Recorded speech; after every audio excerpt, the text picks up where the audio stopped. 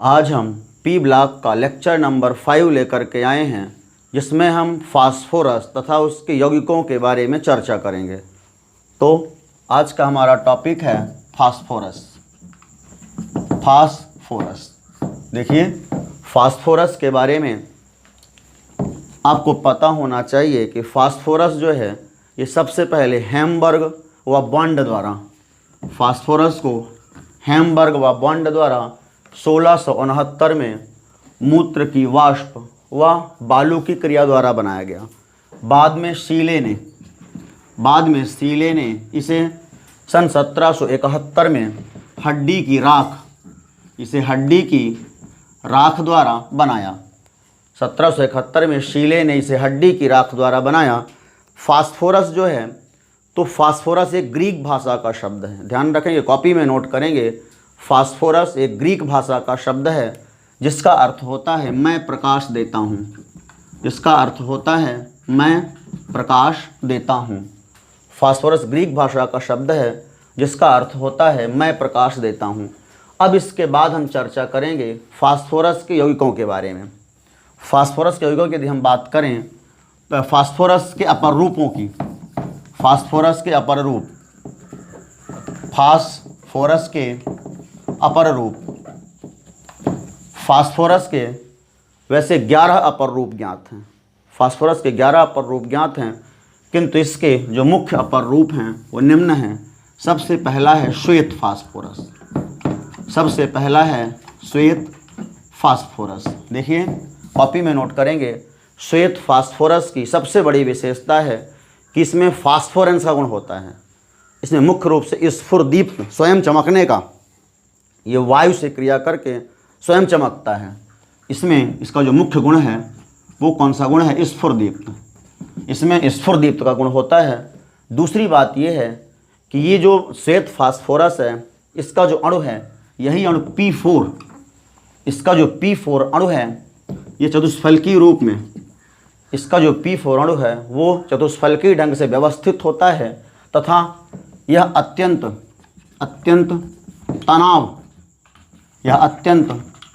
तनाव युक्त होता है तथा इसमें P कोण 60 डिग्री का होता है, जिसके कारण यह सर्वाधिक क्रियाशील होता है। जितने अपर रूप फास्फोरस के हैं उन सारे अपर रूपों में सर्वाधिक क्रियाशील कौन होता है? श्वेत फास्फोरस होता है। ये सर्वाधिक क्रियाशील क्यों होता है? क्योंकि इसका जो P4 अणु है वो अत्यंत तनाव युक्त अणु होता है और इसमें P कोण 60 डिग्री का होता है। इसलिए जो है तो श्वेत फास्फोरस जो है ये सर्वाधिक क्रियाशील होता है। अपने अपर रूपों में ये जो है ये सर्वाधिक क्रियाशील होता है। जैसे आप नोट करेंगे, श्वेत फास्फोरस में स्फुरदीप्त का गुण होता है तथा इसका जो P4 अणु है वह अत्यंत तनाव युक्त होने के कारण यह सर्वाधिक क्रियाशील होता है तथा इसमें P कोण 60 डिग्री का होता है। दूसरी बात, श्वेत फास्फोरस जो है इसको कहते हैं पीला फास्फोरस। श्वेत फास्फोरस को पीला फास्फोरस भी कहते हैं। श्वेत फास्फोरस को पीला फास्फोरस भी कहते हैं। इसे पीला फास्फोरस क्यों कहते हैं? क्योंकि श्वेत प्रकाश यदि हम सूर्य के प्रकाश में रखेंगे, श्वेत फास्फोरस को सूर्य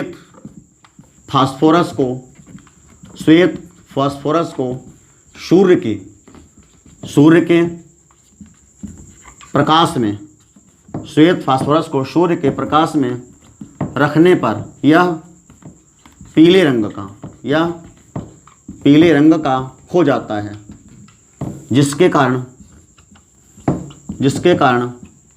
इसे पीला फास्फोरस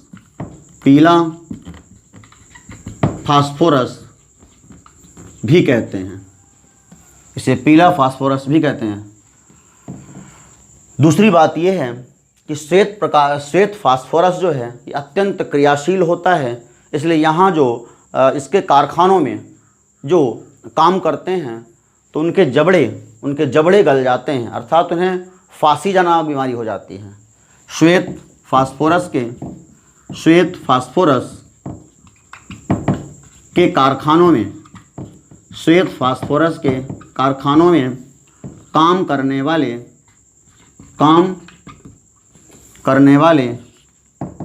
श्रमिकों को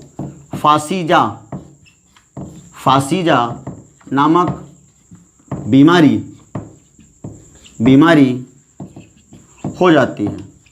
इनके जबड़े श्वेत फास्फोरस की क्रियाशीलता के कारण उनके जो जबड़े हैं वो गल जाते हैं। तो इस श्वेत फास्फोरस के बारे में कुछ मुख्य बातें थी। इसकी जो संरचना है, जैसा मैंने बताया, ये श्वेत फास्फोरस का अणु जो है ये कुछ इस प्रकार से रहता है, जिसमें यहाँ पर 60 डिग्री का कोण होता है। ये P4 अणु है, 60 डिग्री का कोण यहाँ पर होता है, और ये जो है अत्यंत क्रियाशील, अत्यंत तनावयुक्त अणु होता है। अत्यंत तनावयुक्त अणु होने के कारण ये इसका जो फास्फोरस का जो अपर रूप है श्वेत फास्फोरस, वो सर्वाधिक क्रियाशील होता है। इसमें स्वयं चमकने का गुण होता है, फास्फोरेंस का गुण होता है। अब देखते हैं दूसरे अपर रूप को। फास्फोरस का जो दूसरा अपर रूप है, फास्फोरस का दूसरा अपर रूप, ध्यान से देखेंगे, फास्फोरस का दूसरा अपर रूप है ये होता है लाल फास्फोरस। ये होता है लाल फास्फोरस। देखिए, लाल फास्फोरस जो है ये बहुत कम क्रियाशील होता है। लाल फास्फोरस ये बहुत कम क्रियाशील होता है। इसे बनाते कैसे हैं? श्वेत फास्फोरस, जो अपना श्वेत फास्फोरस है, इसे बनाते हैं श्वेत फास्फोरस, अर्थात जो P4 अणु है। श्वेत फास्फोरस को अक्रिय वातावरण में 573 केल्विन टेम्परेचर, श्वेत फास्फोरस को अक्रिय वातावरण में, श्वेत फास्फोरस को अक्रिय वातावरण में 573 केल्विन टेम्परेचर पर गर्म करने से लाल फास्फोरस प्राप्त होता है। श्वेत फास्फोरस को 573 केल्विन टेम्परेचर पर अक्रिय वातावरण में गर्म करने से लाल फास्फोरस प्राप्त होता है। देखिए, जो लाल फास्फोरस होता है, इसकी जो संरचना है, इसकी संरचना जो है, ये भी, इसका अणु भी P4 के रूप में होता है, लेकिन यह बहुलक के रूप में पाया जाता है। लाल फास्फोरस बहुलक के रूप में होता है। इसमें कई P4 श्रृंखलाएं आपस में जुड़ी रहती हैं। देखेंगे बोर्ड की तरफ, जैसे ये एक फास्फोरस है, ये दूसरा, ये तीसरा, ये चौथा। ये यहाँ पर यदि हम देखें, ये फास्फोरस है, ये एक फास्फोरस का अणु है, ये दूसरा फास्फोरस है। ये जो है इस प्रकार से चतुष्फलकी ढंग से जुड़े रहते हैं। फिर से ये तीसरा फास्फोरस, ये बहुलकी ढंग से, ये इनके बहुलक हैं। ये P4 जो है यह बहुलकी रूप में जुड़ा होता है। कई P4 अणु जो है ये आपस में इस प्रकार से जुड़े रहते हैं। ये जो है, और इसी कारण से गलनांक जो है बढ़ जाता है।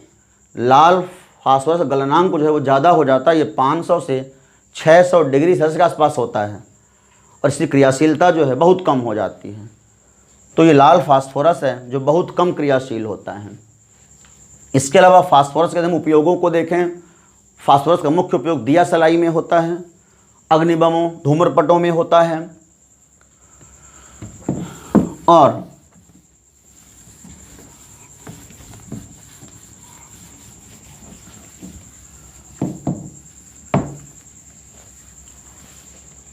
पटाखों के निर्माण में भी होता है। इसके अलावा लाल फास्फोरस के बाद अब हम देखते हैं काला फास्फोरस। देखिए, काला फास्फोरस जो है दो प्रकार का होता है। तीसरा अपर रूप है काला फास्फोरस। तीसरा अपर रूप है काला फास्फोरस। ये दो प्रकार का होता है। पहला होता है अल्फा काला फास्फोरस।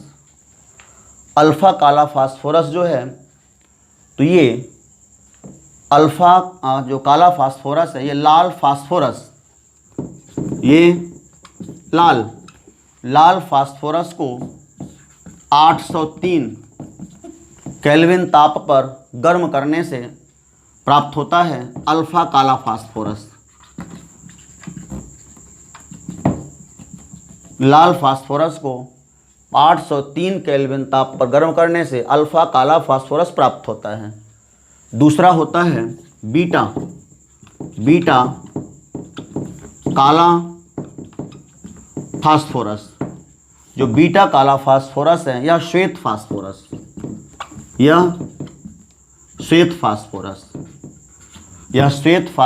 को 473 केल्विन ताप पर गर्म करने से प्राप्त होता है बीटा काला फास्फोरस।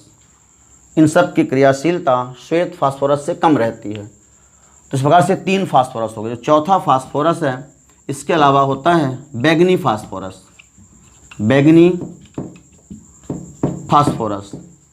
और पांचवा जो है ये सिंदूरी फास्फोरस या गहरा लाल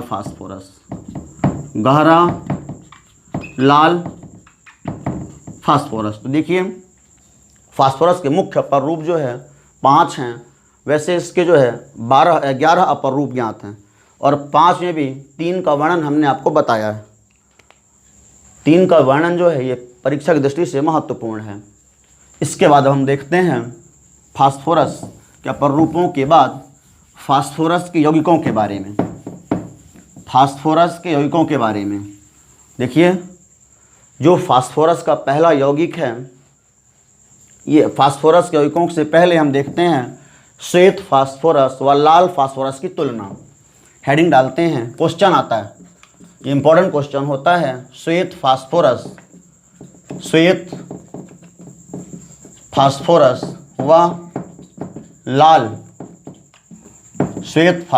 व लाल फास्फोरस की तुलना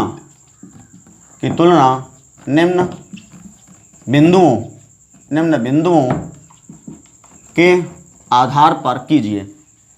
देखिए, ऐसे कॉलम बना लेंगे, और ये पहला है श्वेत फास्फोरस, ये दूसरा है लाल फास्फोरस। यदि हम श्वेत फास्फोरस की बात करें, सबसे पहले हम देखते हैं क्रियाशीलता को। मैं आपको पहले भी बता चुका हूँ क्रियाशीलता। श्वेत फास्फोरस जो है अधिक क्रियाशील होता है, लाल फास्फोरस कम क्रियाशील होता है।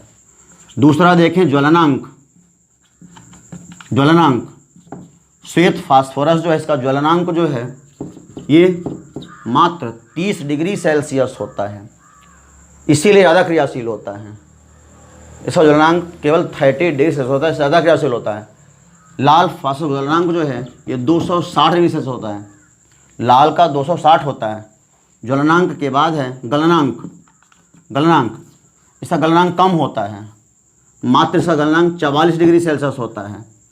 इसका गलनांक जो है ये 500 से 600 डिग्री सेल्सियस होता है। इसके बाद हम देखते हैं भौतिक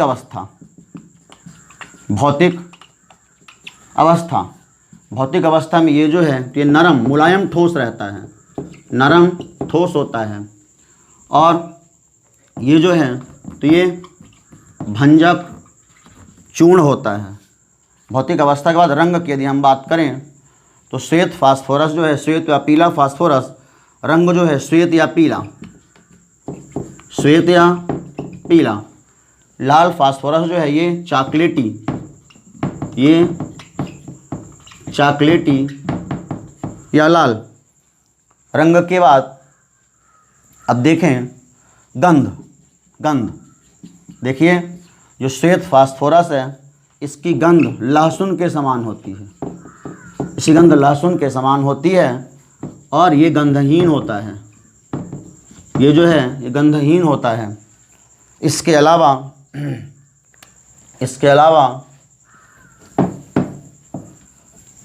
गंध के बाद देखते हैं, ये महत्वपूर्ण गुण है। गंध के बाद विषैलापन। यदि विषैलापन की बात करें तो श्वेत फास्फोरस विषैला होता है, इसीलिए यहाँ श्वेत फास्फोरस के कारखानों में काम करने वाले जो मजदूर हैं उनको फांसीजन्य बीमारी हो जाती है।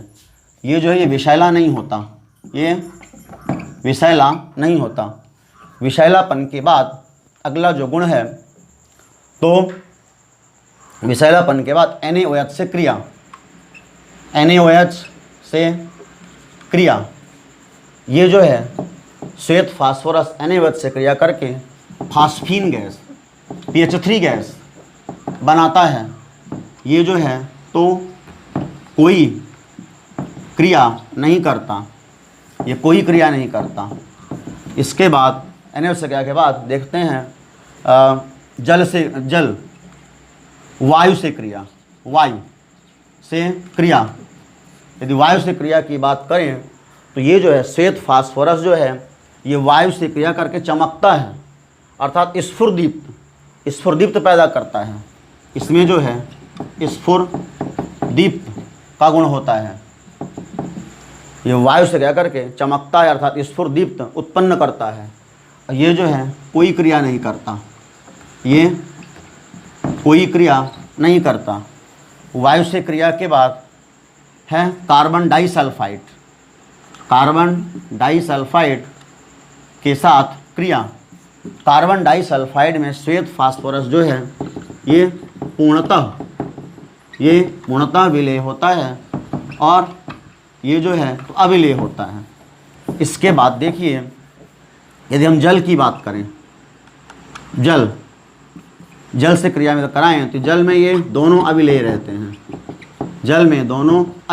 हैं। तो इस प्रकार से ये जो है श्वेत फास्फोरस व लाल फास्फोरस के गुणों की तुलना हमने आपको बताई। अब इसके बाद हम चर्चा करेंगे, इसे कॉपी में नोट कर लेंगे। इसके बाद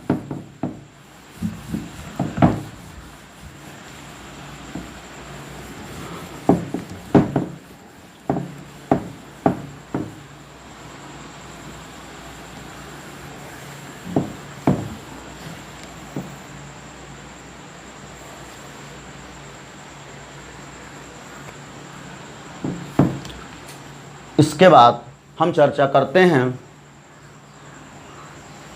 अपना अगला यौगिक फास्फोरस के यौगिकों में। अब हम चर्चा करेंगे फास्फोरस के यौगिकों के बारे में। फास्फोरस के यौगिकों में पहला यौगिक है फास्फीन। देखिए, फास्फीन का सूत्र PH3 होता है। इसे बनाते कैसे हैं?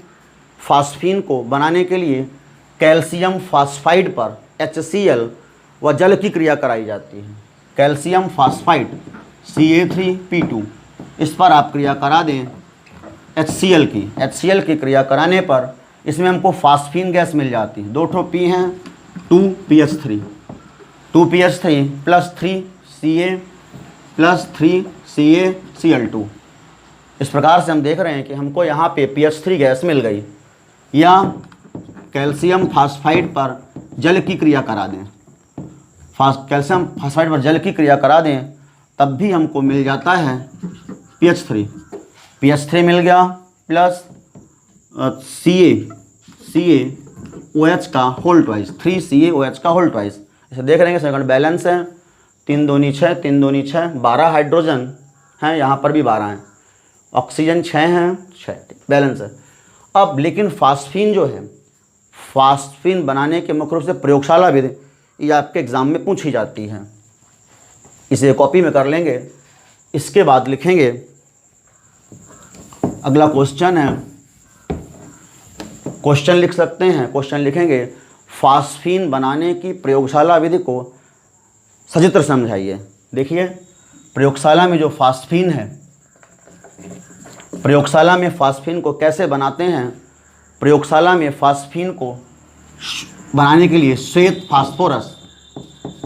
फास्फोरस को कॉपी में उठाएं, श्वेत फास्फोरस को CO2 व तेल गैस व श्वेत फास्फोरस को श्वेत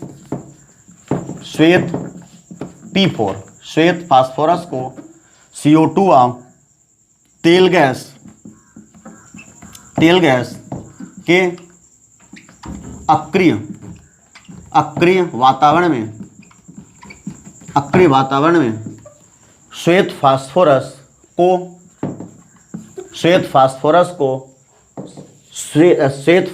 को CO2 व तेल गैस के अक्रिय वातावरण में सांद्र NaOH विलयन की क्रिया द्वारा सांद्र NaOH विलयन की क्रिया द्वारा फास्फीन गैस बनाई जाती है। प्रयोगशाला में श्वेत फास्फोरस को CO2 व तेल गैस के अक्रिय वातावरण में सांद्र NaOH विलयन की क्रिया द्वारा PH3 गैस बनाई जाती है। यह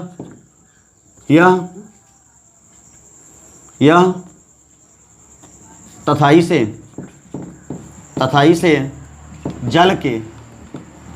जल के अधोमुखी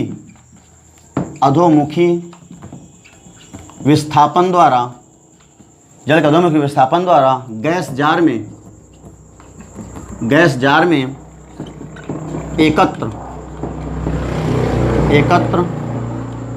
कर लेते हैं। ऐसे जल के अधोमुखी विस्थापन द्वारा गैस जार में एकत्र कर लेते हैं। यह वलयाकार धुएं के चक्र बनाती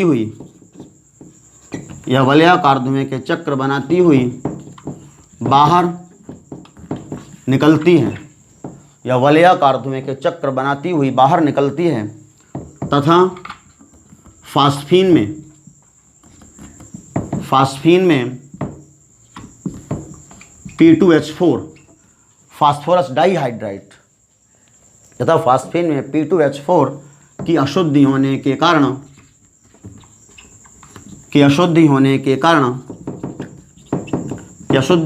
कारण यह वायु के संपर्क में आने पर जल उठती है या जलने लगती है। तो इसकी मुख्य बात थी श्वेत फास्फोरस को CO2 व तेल गैस के अक्रिय वातावरण में सांद्र NaOH विलयन की क्रिया द्वारा PH3 गैस बनाई जाती है। ये जो गैस है तो इसे जल के अधो विस्थापन द्वारा गैस जार में एकत्र कर लेते हैं।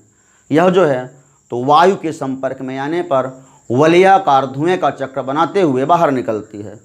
इस गैस में जब फास्फीन बनती है तो साथ में कुछ मात्रा में फास्फोरस डाइहाइड्राइड P2H4 बनने के कारण जो है तो ये वायु के संपर्क में आने पर जलने लगती है। इसके बाद इसका समीकरण इसका मस्ट है, देखेंगे P4 ये श्वेत फास्फोरस है, आपको ध्यान रखना है। इसमें आप क्रिया कराते हैं 3NaOH प्लस 3H2O। इसकी क्रिया से बनता है 3NaH2PO2 प्लस PH3 माने फास्फीन। इस प्रकार से यहाँ पर इस तरह से PH3 गैस बन जाती है। तो इसका समीकरण जो आपको ध्यान रखना है। समीकरण के बाद इसका देखते हैं नामांकित चित्र, इसे कॉपी में कर लेंगे। इसके बाद इसके नामांकित चित्र को देखते हैं। देखिए जो फास्फीन गैस है तो जैसा मैंने बताया इसे जो है इस तरह एक फ्लास्क में बनाने के लिए, फास्फीन गैस को बनाने के लिए यहाँ पर इसमें श्वेत फास्फोरस लेते हैं। इस फ्लास्क में श्वेत फास्फोरस लेते हैं और इसमें सांद्र NaOH लेते हैं और इसे जो है इस प्रकार से तार की जाली में रख करके गर्म करते हैं। इसे जो है तार की जाली में रख करके इस प्रकार से गर्म करते हैं।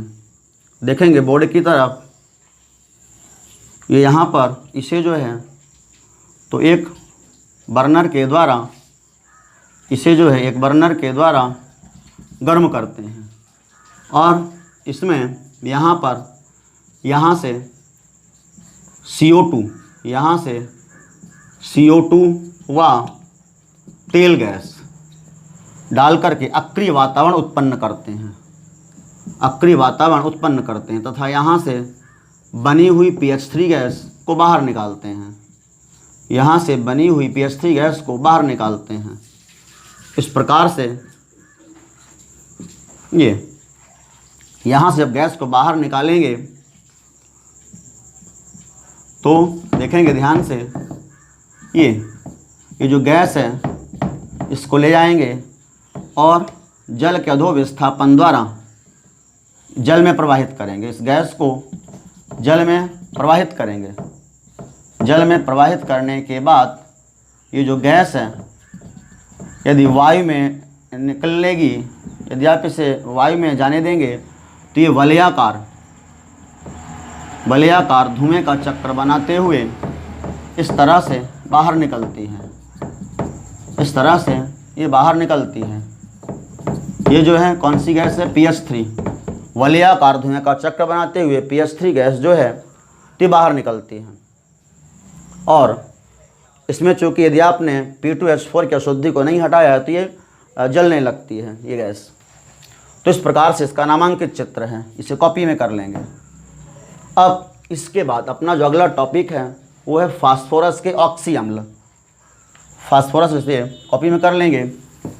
इसके बाद है फास्फोरस के ऑक्सी अम्ल। इसके बाद है फास्फोरस के ऑक्सी अम्ल। ये भी महत्वपूर्ण टॉपिक होता है। फास्फोरस के ऑक्सी अम्ल, ध्यान देंगे परीक्षा में प्रश्न आता है फास्फोरस के किन्हीं 5 ऑक्सी अम्लों के नाम, सूत्र, संरचना व ऑक्सीजन संख्या दीजिए। कैसे करेंगे आप? देखिए हम आपको इसमें 6-7 को ऑक्सी अम्ल बताएंगे। जिसका जो सबसे पहला ऑक्सी अम्ल है वो है फास्फोरस अम्ल। यदि हम फास्फोरस अम्ल को देखें तो फास्फोरस अम्ल की स्थिति, संरचना कैसी रहती है? ये संरचना है। फास्फोरस अम्ल की संरचना में एक P डबल बॉन्ड O होता है, दूसरा इसमें एक PH बंद होता है, एक इसमें PH बंद होता है और 2 OH बंद होते हैं। अर्थात इसका सूत्र जो है ये क्या है? आपका फास्फोरस अम्ल। ये क्या है? फास्फोरस अम्ल है। इसका सूत्र क्या होगा? H3, 3 H हो गए, P, एक फास्फोरस, 3 O। इसका सूत्र होता है फास्फोरस अम्ल H3PO3। इसमें फास्फोरस की अक्षर संख्या कितनी आएगी? 3 दूनी 6 में 3 घटा, तो इसमें फास्फोरस की अक्षर संख्या आएगी -3। इसकी क्षारीयता कितनी होगी? इसमें 2 OH हैं तो इसकी क्षारीयता, इसकी जो क्षारीयता है वो 2 आएगी। तो इतनी बातों का ध्यान रखना है। ऑक्सी अम्ल का नाम, संरचना, सूत्र, ऑक्सीजन संख्या, इतनी बातें आपसे पूछी जाती हैं। ऑक्सी अम्ल का नाम हो गया, संरचना हो गई, सूत्र हो गया और ये ऑक्सीजन संख्या हो गई। अब फास्फोरस अम्ल की बात देखिए, एक होता है इसमें आपका हाइपोफास्फोरस अम्ल। हाइपो शब्द तब जुड़ता है जब अम्ल से एक ऑक्सीजन एटम बाहर निकल जाता है। जब इससे एक ऑक्सीजन एटम बाहर निकल जाएगा, एक एटम इसका बाहर निकल जाएगा ऑक्सीजन का, तब ये बचेगा P डबल बॉन्ड O और OH और यहाँ पर भी H, यहाँ का O बाहर निकला है, एक H। इसका नाम आप पढ़ेंगे हाइपोफास्फोरस अम्ल। इसका नाम पढ़ेंगे हाइपोफास्फोरस अम्ल। इसका सूत्र आप पढ़ेंगे, इसमें 3 H हैं, H3PO2, ये सूत्र हो गया। यदि हम ऑक्सीजन संख्या की बात करें, इसमें फास्फोरस की ऑक्सीजन संख्या कितनी आएगी? 2 दूनी 4 में 3 गया, 1 आएगी। धन 1।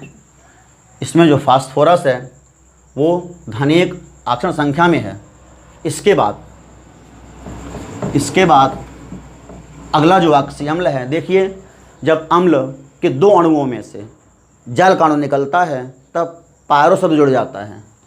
ये फास्फोरस अम्ल है। जब इसके 2 मॉलिक्यूल अर्थात P डबल बॉन्ड O और H के बाद यहाँ पर 2 फास्फोरस एटम आपस में ऑक्सीजन से कनेक्ट होंगे, एक OH बचेगा, यहाँ पर एक OH बचेगा और ये पुनः H। यहाँ पर क्या हुआ है कि 2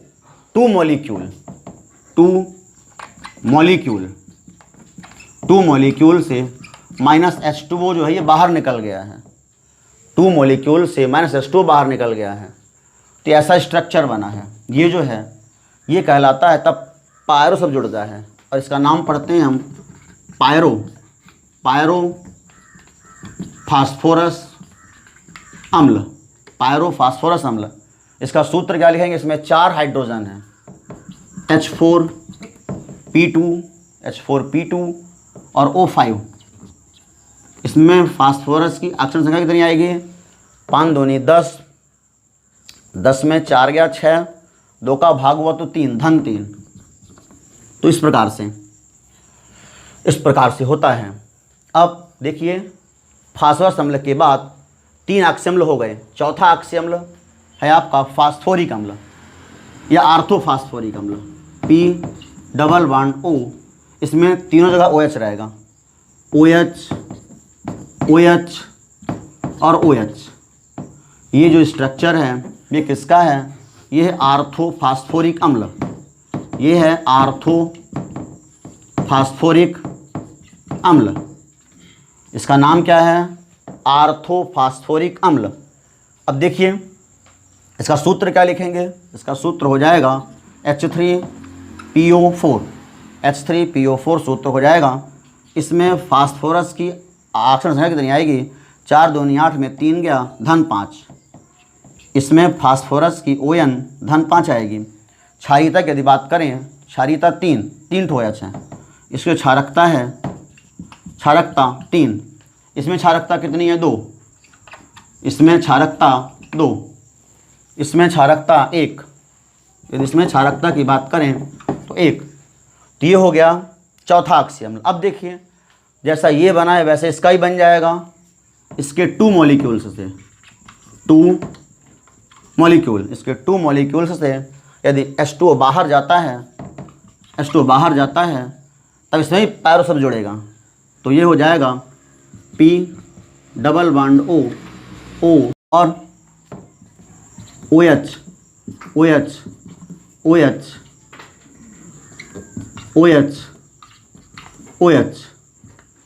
ये जो है ये है इस यौगिक का नाम है।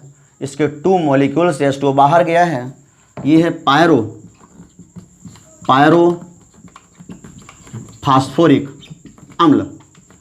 पायरोफास्फोरिक अम्ल। इसका सूत्र है H4P2 और O 4 1 5 2 7 H4P2O7। यदि फास्फोरस की अक्षर संख्या की बात करें तो 7 दूनी 14 में 4 गया 10, भाग लगा 2 का 5, धन 5 आ जाएगी। और क्षारकता की यदि बात करें, क्षारकता 4। तो ये हो गया पायरोफास्फोरिक अम्ल। अब इसके बाद अगला ऑक्सी अम्ल देखिए, जब केवल एक ही मॉलिक्यूल से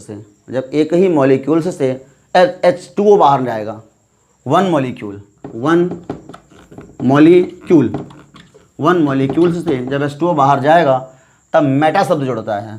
तो ये बन जाएगा P डबल बॉन्ड OH और वहाँ से H2O बाहर हो गया तो P डबल बॉन्ड O, अर्थात इसका सूत्र हो जाइए, नाम है मेटा, यहाँ पर मेटा शब्द जुड़ेगा। ये हो जाएगा मेटाफास्फोरिक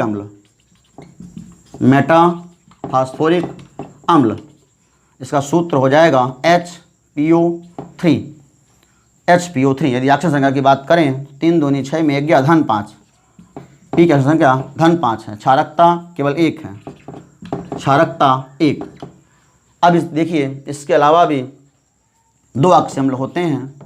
यदि यहाँ से -O हट गया, तो जैसे यहाँ पे -O हटा था तो हाइपो शब्द जुड़ा था, तो ऐसे यदि पायरो से हटेगा एक ऑक्सीजन, पायरो से एक ऑक्सीजन हटता है, तब इसका नाम हाइपो हो जाएगा और ये ऐसा स्ट्रक्चर हो जाएगा P double bond O, P double bond O, OH OH OH OH। ये हो जाएगा, इसको चेक कर लेना जी, नहीं तो नहीं हो रहा। ये हो जाएगा हाइपो हाइपो हाइपो फास्फोरिक अम्ल। ये हो जाएगा हाइपो फास्फोरिक अम्ल, इसमें हाइपो शब्द जुड़ेगा, ये हो जाएगा हाइपो फास्फोरिक अम्ल। और इसके बाद यदि अक्षर संख्या, इसका सूत्र की बात करें, सूत्र मैं लिख रहा हूँ यहाँ पे, इसका सूत्र हो जाएगा H4P2 H4P2O6 H4P2O6 सूत्र हो जाएगा। यदि अक्षर संख्या की बात करें, P की अक्षर संख्या ये हो जाएगी 6 दूनी 12 में 4 गया 8, 2 का भाग लगा धन 4। क्षारकता की बात करें तो इसकी क्षारकता आ जाएगी क्षारकता 4। तो ये हो गया अक्षीय अम्ल। इसका कुल मिला के 7 अक्षीय अम्ल हो गए। यदि हम 8वें अक्षीय अम्ल को देखें तो ये है आर्थो से बनेगा, ये है आपका एक बनेगा यहाँ पे, यदि +O जुड़ जाए, इसमें +O जुड़ जाए, एक ऑप्शन और जुड़ जाए, तो ये हो जाता है परऑक्सो मोनोफास्फोरिक अम्ल। यहाँ पर इसका सूत्र हो जाएगा P डबल बॉन्ड O और एक और P डबल बॉन्ड O के बाद OH ठीक है। एक ऑक्सीजन एक्स्ट्रा आ गया, 3 OH तो पहले से थे, एक ऑक्सीजन और प्लस हो जाएगा तो जुड़ जाए, इसका नाम हो जाएगा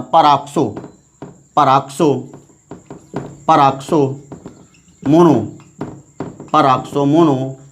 फास्फोरिक अम्ल। इसका सूत्र हो जाएगा H4PO5 इस प्रकार से क्षारकता 3। तो ये जो है 3 3 6 2 8 अक्षीय अम्लों के बारे में हमने बताया। एक महत्वपूर्ण टॉपिक था फास्फोरस तथा उसके यौगिक। धन्यवाद।